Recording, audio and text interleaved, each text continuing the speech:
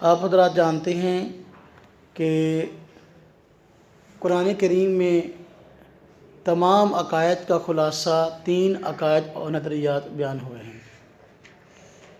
Number 1 عقیدہ توحید، number 2 عقیدہ رسالت، نمبر 3 عقیدہ قیامت۔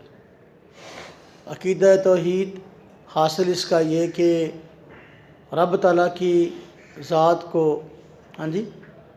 اللہ تبارک و تعالیٰ کو ذات کے اعتبار سے بھی ایک ماننا اور صفات میں بھی ایک ماننا۔ یہ نظریہ ہو کہ رب تعالیٰ کا نہ کوئی ذات میں شریک ہے اور نہ کوئی صفات میں شریک ہے، یہ توحید ہے۔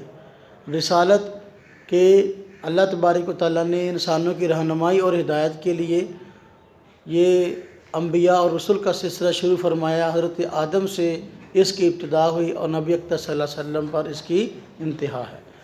آپ ترتیب کے اعتبار سے تشریف لانے والے سب سے آخر نبی اور رسول ہیں، آپ کے بعد کوئی نبی اور رسول آنے والا نہیں ہے، ٹھیک ہے۔ یہ عقیدہ رسالت ہے۔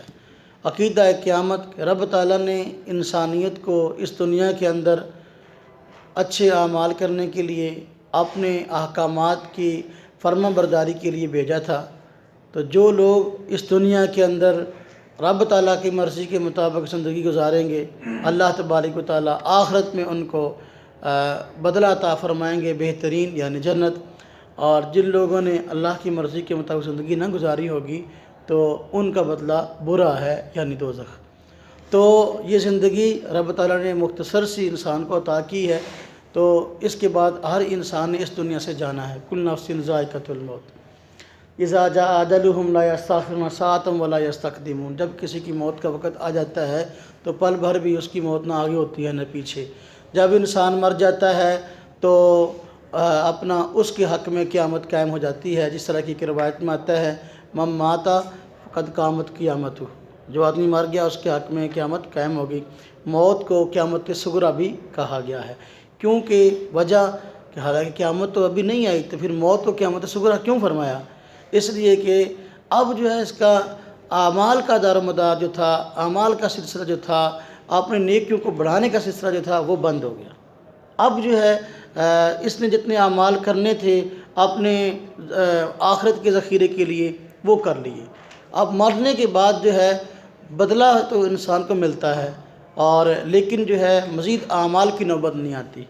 اور آپ حضرات جانتے ہیں کہ ایک قیامت کا حساب و کتاب ہے اور ایک قبر کا حساب و کتاب ہے۔ قبر کا حساب و کتاب مختصر ہے اور اس لیے اس کی جزا بھی مختصر ہے، اور قبر کا حساب و کتاب مختصر ہے، اس کی جزا بھی مختصر ہے۔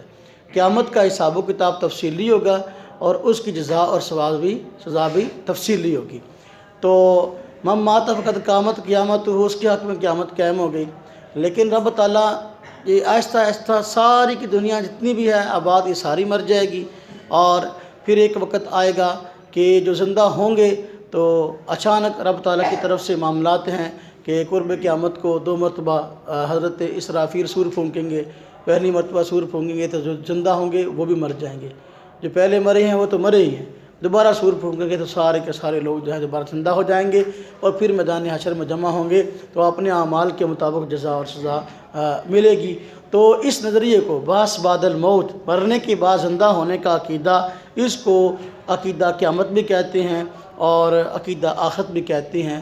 یہ اسلام کے عقائد میں بنیادی عقیدہ ہے۔ بلکہ اگر یوں کہیں کہ جتنے انبیاء اس دنیا میں تشریف لائے، حضرت آدم سے لے کر حضرت نبی پاک صلی اللہ علیہ وسلم تک، تمام انبیاء نے بنیادی طور پر ان 3 نظریات کی تاکید کی، تائید کی، تبلیغ کی: عقیدہ توحید، عقیدہ رسالت، عقیدہ قیامت۔